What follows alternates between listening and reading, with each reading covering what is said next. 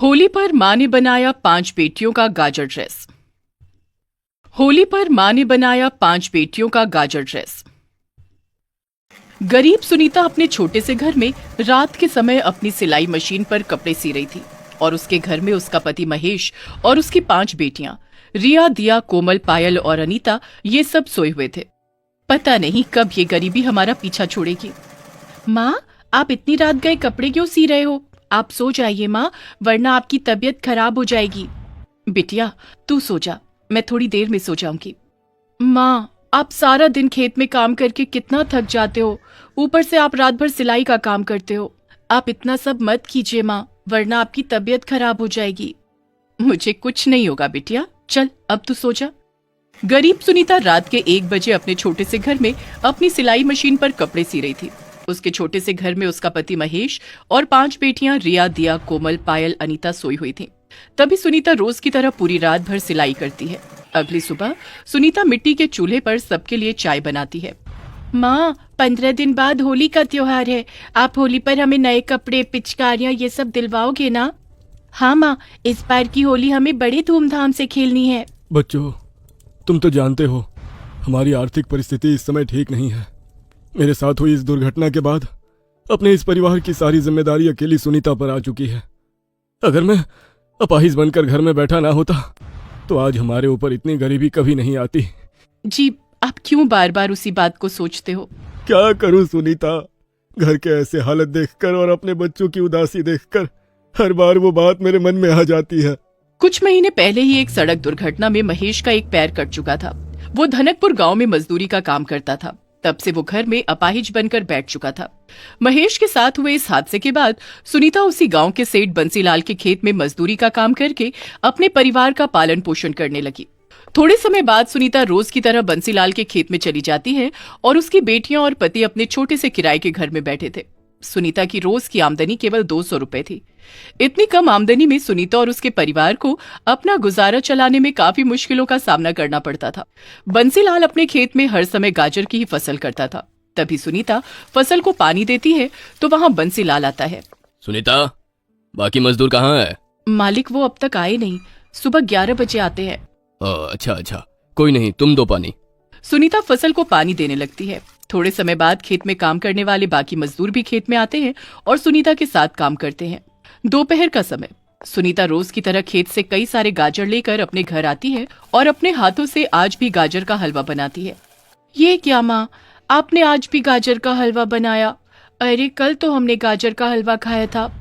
हाँ माँ, आप हफ्ते में बस 2 ही दिन सब्जी बनाते हो और बाकी सारे दिन हमें गाजर का हलवा और गाजर की खीर ही बनाकर देते हो। हमें नहीं खाना अब ये गाजर का हलवा। बच्चों, में रोज रोज सब्जी नहीं बना सकती। ये गाजर हमें खेत से मुफ्त में मिल जाते हैं और मेरे पास इतने पैसे नहीं रहते कि मैं रोज रोज सब्जी ला सकूं। जो मैं कमाती हूँ उन पैसों में बिजली का बिल, घर का राशन और मकान का किराया चला जाता है। सुनीता की 5 बेटियां आज भी नाक मुंह टेढ़ा करके गाजर का हलवा खा लेती हैं।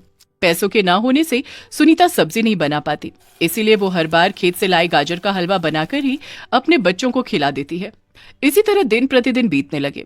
होली का त्योहार नजदीक आ चुका था। 2 दिन बाद होली थी। सारे गांव में होली की बड़ी जोरों शोरों से तैयारियां चल रही थीं। हर तरफ सजावट की जा रही थी। हर गली, हर मोहल्ले में होली के रंग, पिचकारियों की दुकानें लगी थी और लोग अपने परिवार, अपने बच्चों के साथ बड़ी खुशी खुशी होली के रंग और सामान खरीद रहे थे।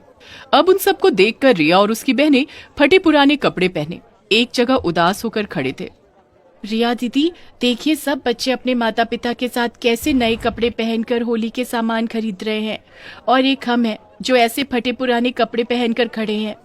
हाँ दीदी, चलिए ना हम माँ से कहते हैं कि वो भी हमें नए कपड़े, होली के रंग और पिचकारियाँ दिलाए। बहनों, तुम तो जानती हो ना माँ के पास पैसे नहीं है, वो कहाँ से दिलाएंगी हमें नए कपड़े। 5 दुखी मन लिए घर आते हैं। दोपहर का समय, सब खाना खा रहे थे। माँ, हमें होली के रंग और नए कपड़े दिलाइए ना। गांव में सब बच्चे नए कपड़े खरीद कर होली के रंग, पिचकारियाँ खरीद रहे हैं। हमें भी होली में नए कपड़े, रंग चाहिए माँ। बिटिया, मेरे पास पैसे होते तो मैं तुम्हें जरूर दिलाती होली के रंग और पिचकारियाँ। अपनी माँ की बातें सुनकर 5 बहनें दुखी हो जाती हैं। गरीबी के कारण सुनीता और उसकी बेटियों को होली जैसे खुशियों भरे त्योहार पर खुशियां मनाने का मौका नहीं मिल पा रहा था। और उसकी बड़ी वजह थी सुनीता के परिवार की गरीबी। तभी सुनीता बंसीलाल के खेत में आती है और खेत में काम करने लगती है। शाम का समय सुनीता रोज की तरह एक टोकरे में खेत से गाजर भर रही थी। भगवान जी, आखिर हम क्यों इतने गरीब हैं? क्यों मेरी बच्चियों को खुशियां मनाने का अधिकार नहीं है? मेरी बच्चियां होली के लिए कितनी खुशियां मना रही थी, पर हमारी गरीबी ने उनकी सारी खुशियों को उदासी में बदल दिया। भगवान जी, मेरे बच्चों की खातिर हमारी गरीबी की अवस्था दूर कर दीजिए। अपने बच्चों की उदासी देखी नहीं जाती मुझसे। अपने दुख भरे जीवन को याद करके सुनीता खूब रोती है। तभी वो कई सारे गाजर एक टोकरी में भरकर अपने घर ले आती है और एक एक करके उन गाजर को काटने लगती है। तभी सुनीता एक गाजर को हाथ में लेती है तो वो गाजर जोर जोर से हिलने लगता है। ये देखकर सुनीता के होश उड़ जाते हैं। अरे, ये गाजर ऐसे कैसे हिल रहा है? तभी वो गाजर सुनीता के हाथ से छूटकर नीचे गिर जाता है और नीचे गिरते ही उस गाजर के हाथ और पैर बाहर निकलने लगते हैं। अब ये चमत्कार देखकर सुनीता की आंखें फटी की फटी रह जाती हैं। तभी वो गाजर अपने पैरों पर खड़ा हो जाता है और सुनीता से कहता है, मुझे मत मारो, मुझे इस चाकू से मत काटो, मैंने तुम्हारा क्या बुरा किया है? गाजर को बात करता देखकर सुनीता हक्की बक्की रह जाती है। ये क्या, कहीं मैं सपना तो नहीं देख रही हूँ ना? ये गाजर बात कर रहा है, ये कैसे हो सकता है?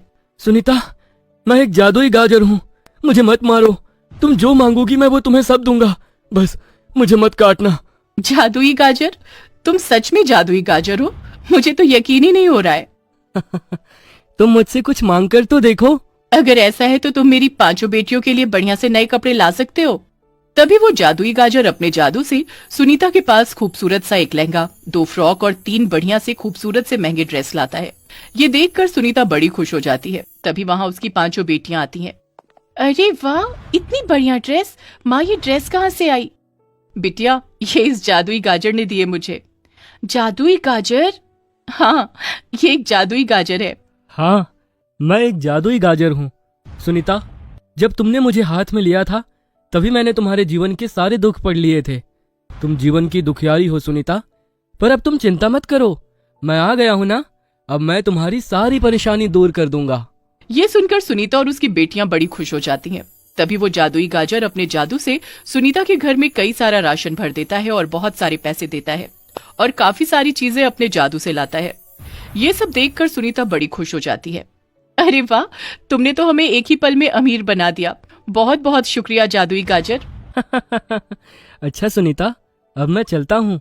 भविष्य में तुम्हें कभी भी मेरी जरूरत पड़े तो तुम मुझे बस याद कर लेना, फिर मैं तुम्हारे पास आ जाऊंगा और तुम्हारी सारी परेशानियां दूर कर दूंगा। अब मुझे तुम्हारी तरह किसी और मजबूर की भी सहायता और उसकी गरीबी दूर करने जाना है।